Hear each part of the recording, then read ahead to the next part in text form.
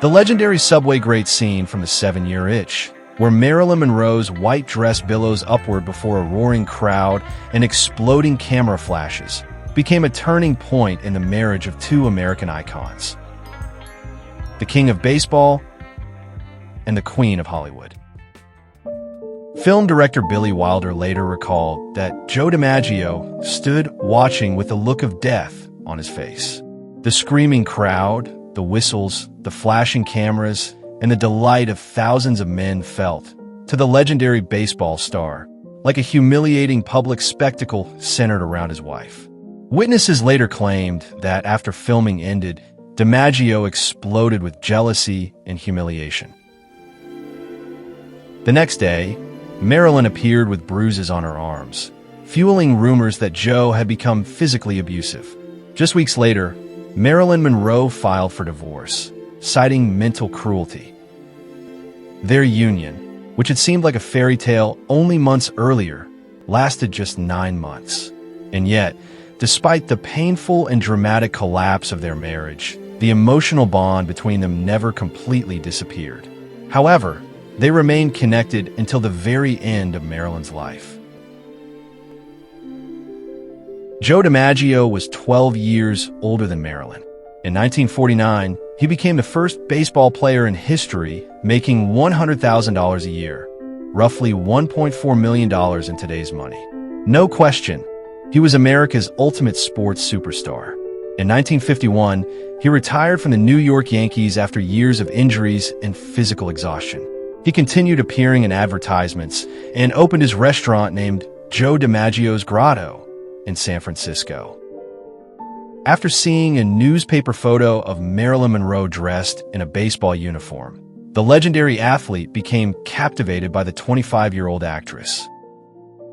By 1952, Marilyn starlet was rapidly growing into one of Hollywood's brightest megastars after appearing in famous Don't Bother to Knock.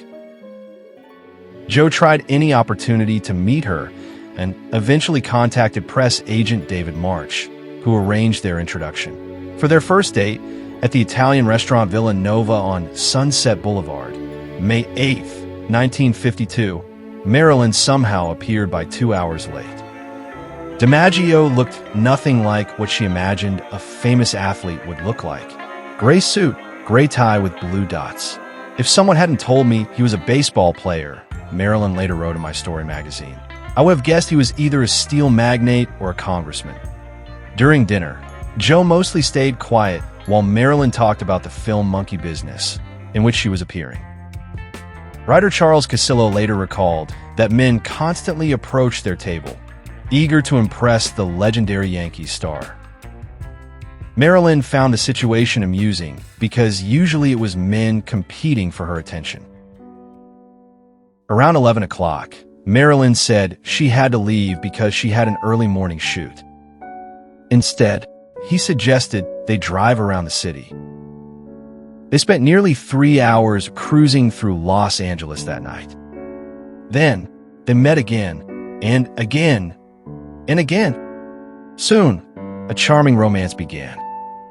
Marilyn had always been drawn to intelligent, grounded men who could offer her a sense of protection and stability.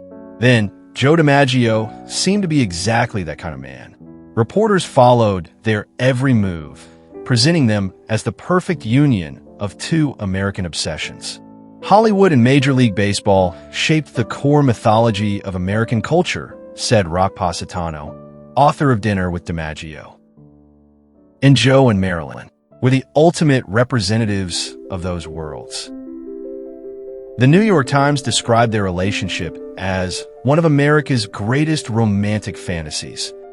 The legendary baseball hero winning the heart of the woman who embodied Hollywood beauty, glamour, and sexuality.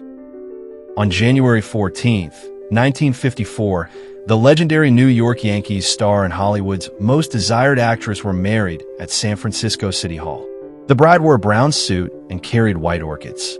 The flowers began wilting too quickly, and Marilyn turned to her husband and said, "Promise me that when I die, you'll bring fresh flowers to my grave every week." And he promised. Joe DiMaggio and Marilyn Monroe were living symbols, living idols of the American dream. DiMaggio, the son of poor Sicilian immigrants, became one of the greatest baseball players in American history, a symbol of discipline, success, and traditional American values.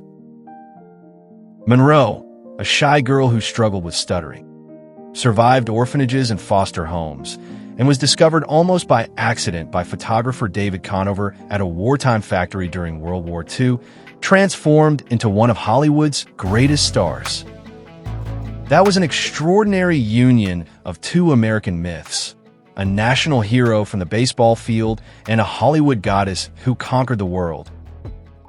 Ernest Hemingway immortalized DiMaggio in The Old Man and the Sea as a symbol of endurance, strength, and courage. The Les Brown Orchestra celebrated him in the popular song Joelton, Joe DiMaggio, while the musical South Pacific famously compared a woman's skin to DiMaggio's glove. For both of them, this was a second marriage. Joe had previously been married to actress Dorothy Arnold and was raising a son, Joe DiMaggio Jr. Marilyn had divorced police officer James Doherty. In a book, My Story, written with Ben Hecht, Marilyn spoke with remarkable honesty about her marriage to Joe. It was something I had never planned or dreamed of, becoming the wife of a great man. Just as Joe never imagined marrying a woman who seemed 80% public property. The truth is, we were very much alike. My publicity, like Joe's greatness, was something external. It had little to do with who we really were. But very soon, the fame surrounding each of them became one of the greatest challenges of their marriage. Sports columnist Jim Cannon once called DiMaggio the shyest public man I've ever met. For Joe, cameras and interviews were deeply uncomfortable. Marilyn recalled that even the hint of a publicity stunt could trigger a major explosion. She herself admitted how painful fame could be. Seeing your name in giant newspaper headlines, as if you were involved in some terrible accident or shooting, is always shocking. No matter how often it happens, you never really get used to it. Author Michelle Morgan wrote that Marilyn sometimes wore a brunette wig, headscarves, and plain clothing to avoid crowds of fans. When booking flights and hotel rooms, she often used the strange alias Zelda Zonk.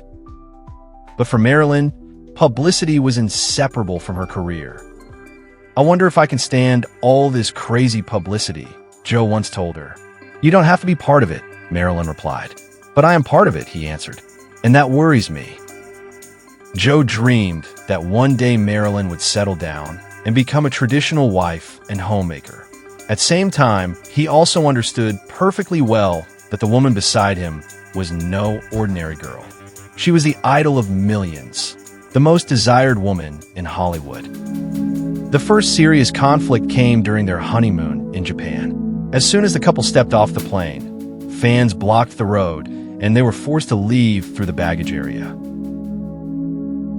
Just days later, Marilyn unexpectedly flew to South Korea after receiving a Pentagon request to perform for American soldiers at the military base there. Charles Casillo later wrote that America's baseball hero, a man accustomed to being the center of attention himself, suddenly realized just how enormous Marilyn Monroe's fame had become.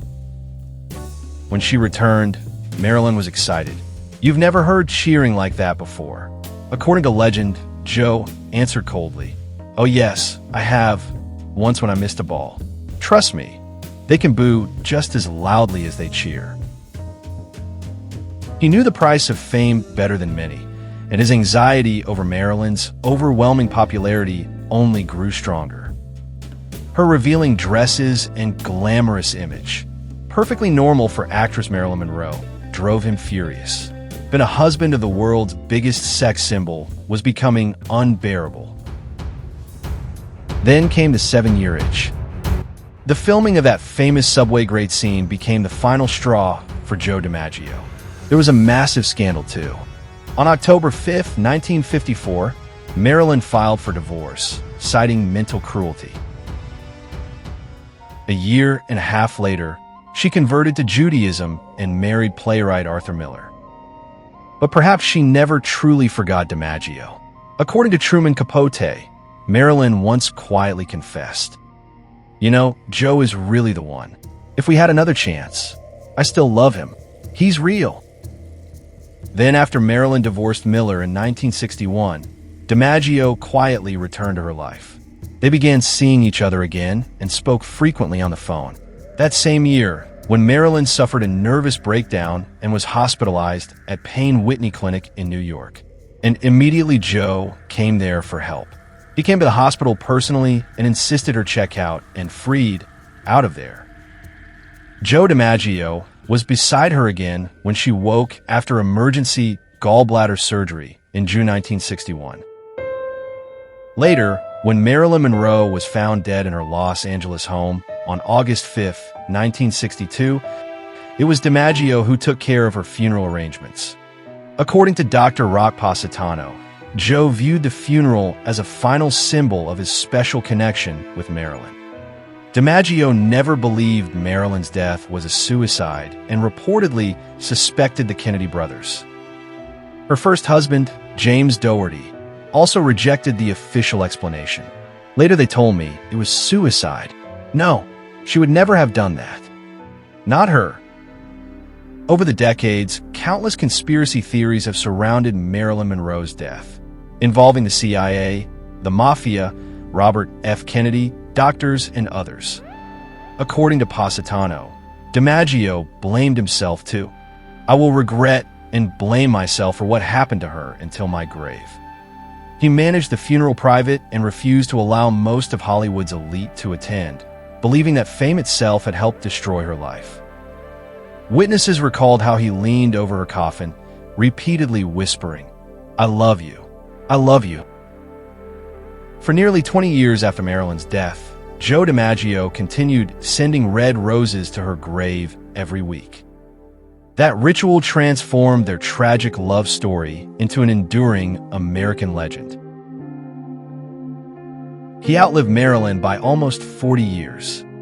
There were other women in his life, but he never married again.